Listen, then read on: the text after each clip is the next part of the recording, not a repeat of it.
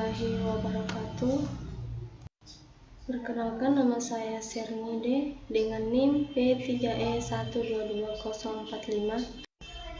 Program Studi D3 Statistika, Program Pendidikan Vokasi Universitas Halu Oleo, Angkatan 2022. Langsung saja, di sini saya akan memaparkan materi dengan judul Manajemen Data. Pertama yang kita perlu ketahui yaitu pengertian manajemen data. Manajemen data adalah bagian dari manajemen sumber daya informasi yang mencakup semua kegiatan yang memastikan bahwa sumber daya informasi yang akurat, mutakhir, aman dari gangguan, dan tersedia bagi pemakai. Selanjutnya, subsistem manajemen data. Subsistem manajemen data terdiri atas basis data yang berisi data-data terkait dengan permasalahan yang akan diselesaikan. Ada beberapa elemen-elemen dalam subsistem manajemen data.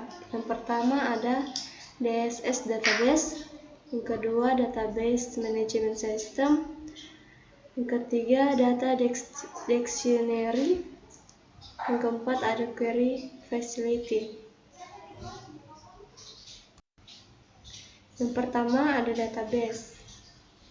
Database merupakan kumpulan data yang saling terkait yang diorganisasi untuk memenuhi kebutuhan serta bisa digunakan oleh lebih satu orang dan lebih dari satu aplikasi. Ada 3 keputusan sumber data dalam sistem pendukung. Yang pertama ada data internal. Data yang sudah ada dalam suatu organisasi dan dikendalikan oleh organisasi tersebut. Data internal dapat berupa data mengenai orang, produk, layanan, dan proses-proses. Contoh data internal: data tentang pegawai, data tentang peralatan mesin, data penjualan dan data penjadwalan produksi, dan sebagainya. Yang kedua ada data eksternal. Data yang berasal dari luar sistem dan ini tidak bisa dikendalikan oleh organisasi. Contohnya peraturan perundangan, harga pasar, keadaan pesaing, kurs dolar, dan sebagainya. Yang ketiga ada data privat atau personal. Data mengenai kepakaran atau naluri dari user terhadap masalah yang akan diselesaikan. Dapat berupa pendapat dari user mengenai variabel yang diperlukan dalam menyelesaikan masalah atau nilai dari suatu variabel. Data tersebut bersifat subjektif. Berikut ada ekstraksi.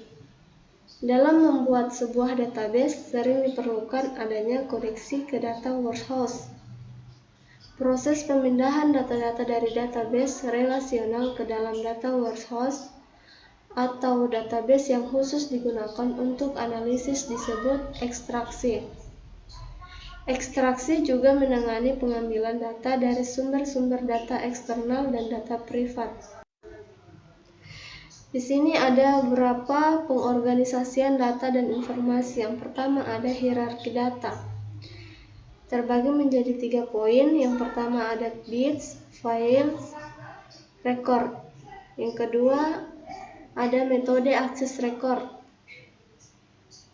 Terbagi menjadi 2 poin. Yang pertama ada index sequential access method atau disingkat dengan ISAM. Yang kedua ada direct file access method. Yang ketiga ada file. Permasalahan pendekatan file terdapat 5 poin. Yang pertama ada data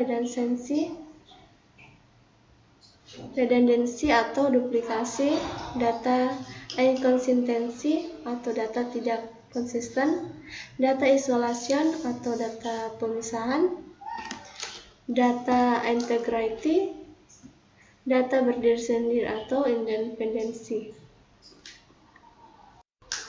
Yang keempat ada pendekatan modern basis data.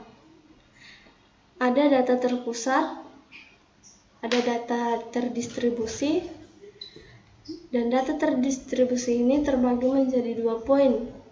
Yang pertama ada replicate database, yang kedua ada partitioned database. Yang kelima ada pembuatan basis data. Ada NTD relationship atau disingkat dengan ER modeling. Yang pertama ada NTD classes instance identifier relationship normalization. Keenam ada database management system. Yang pertama ada model data. Yang kedua ada data definition language atau disingkat dengan DDL. Yang ketiga ada data manipulation language atau disingkat dengan DML. Ada data dictionary atau kamus data. Ketujuh ada logical data model. Yang pertama model basis data hierarki. Yang kedua model basis data jaringan. Yang ketiga model basis data relasi. Yang kedelapan ada gudang data atau disebut dengan warehouse. Yang pertama ada multidimensional data model. Yang kedua ada data mart. Yang ketiga ada data mining. Yang keempat ada text mining. Dan di sini ada sistem manajemen database. Database dibuat, diakses, dan diperbarui melalui sistem manajemen database. Database Management System atau disingkat dengan DBMS, contohnya Microsoft SQL Server, Microsoft Access, Oracle, MySQL, dan sebagainya. Pertimbangan dalam memilih DBMS terkait dengan aplikasi yang akan dibangun. Yang pertama, arsitektur sistemnya. Apakah standalone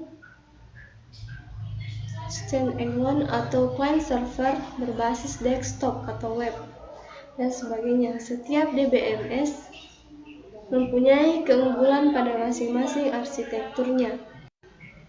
Yang kedua ada platform, sistem operasi. Yang ketiga besarnya data. Yang keempat pentingnya dukungan keamanan. Sini ada fasilitas query, merupakan fasilitas untuk menyediakan akses ke database serta untuk manipulasi data dalam database.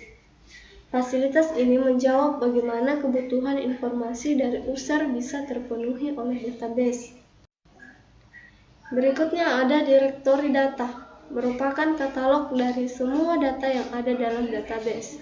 Isinya definisi data dan fungsi utamanya adalah menjawab pertanyaan mengenai ketersediaan item-item data, sumber dan makna eksak dari data. Yang terakhir ada kemampuan data. Yang pertama ada data dengan berbagai tipe dan format. Yang kedua ekstraksi, capture, dan integrasi. Yang ketiga fungsi akses data. Yang keempat fungsi manajemen basis data. Yang kelima tersedianya berbagai cara pandang data secara logis. Yang keenam dokumentasi data. Yang ketujuh melakukan tracking terhadap penggunaan data.